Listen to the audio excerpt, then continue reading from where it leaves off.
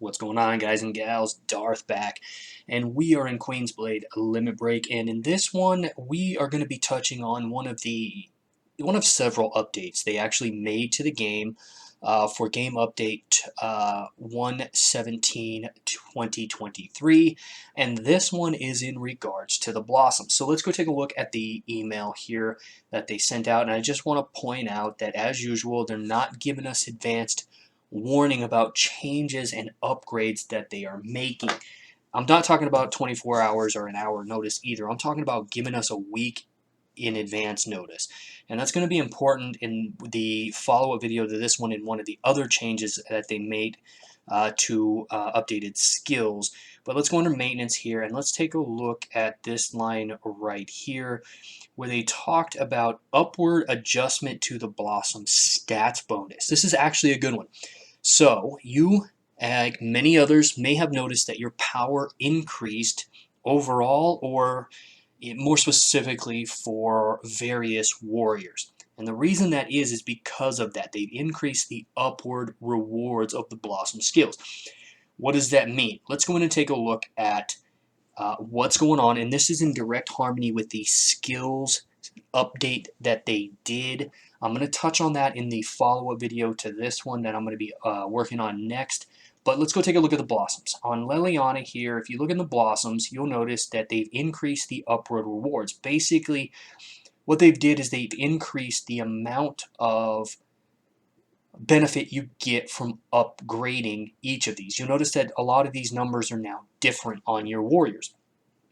Essentially, you were getting 200 attack, and I believe 200 HP and 0.2% when you go down here, and then I believe it was 50 and 50 or something like that. But you get a very flat bonus no matter how much you upgraded your warriors. Well, now it looks like they've increased the amount that you get for each upgrade. Now, from my understanding, it goes from level to level, meaning that every time you upgrade to a certain point here and it starts requiring a warrior as well as the universal shards, once you do the upgrade pass on that set, you get another increase to the upward, meaning the higher you go, the more rewards that you get. Before, it just was flat and it was kind of boring. Now, there are some differences that I have noticed, and it has to do with your star level. In my opinion, it has to do with your star level. A while ago, they asked many people if they felt upgrading to 11, and specifically 12 star, but it goes for 11 star as well, was meaningful and impactful. And we have many changes, several changes that went live with this update that are level or star driven, and I believe this is one of them. Why do I believe this? So if you look at Liliana, she's level 54. I haven't been keeping up on this, that's my fault.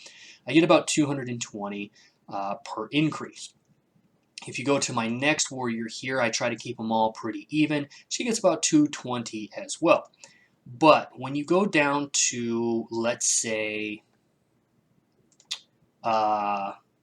Miriam here, you notice that she's getting the standard 200, and that's because her level is a lot lower.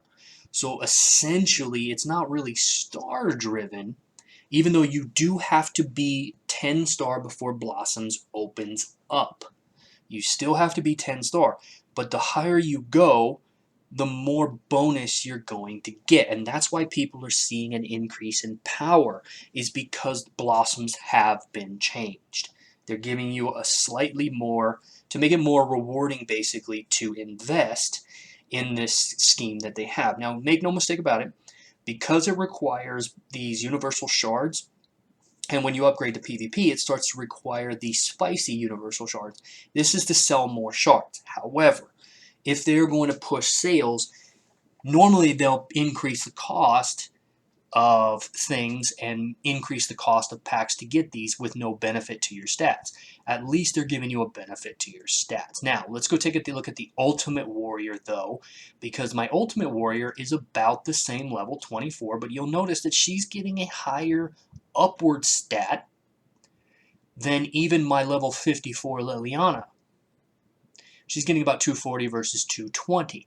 Now, I'm getting 220 at level 54 on Liliana, it seems like they are keeping the theme that Ultimate Warriors are going to get a higher bonus, giving more people who spend money or people who invest in these Ultimate Warriors a little more incentive, making them a little more, keeping the, just basically the overall harmony that they're more powerful. Okay, now this is the same theme. If you actually go to the guild skills, it actually tells you that the Ultimate Warrior, although they don't have a skill tree, gets 20% bonus from the other 5 combined, meaning that they are actually more powerful when it comes to leveling up your basic attributes, because they're going to benefit from all of them. So essentially what they did is they're making it more worth it to invest in the Blossoms.